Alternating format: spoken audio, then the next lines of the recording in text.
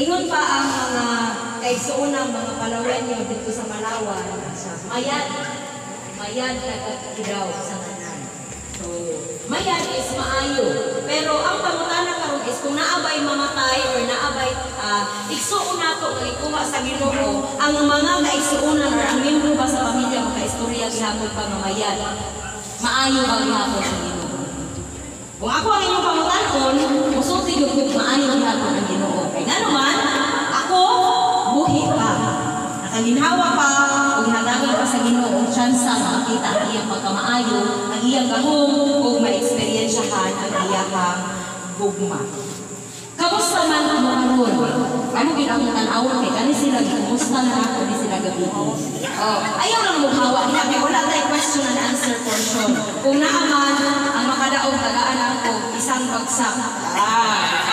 Tagaan ako pag-ammo. Abi ninyo kuan sa kamilyon. Okay lang. Ayaw ko rin yung talikti. Day-day. Kapote pera. Kapote. Si Ate Gaga, ako ang pangutanon ni.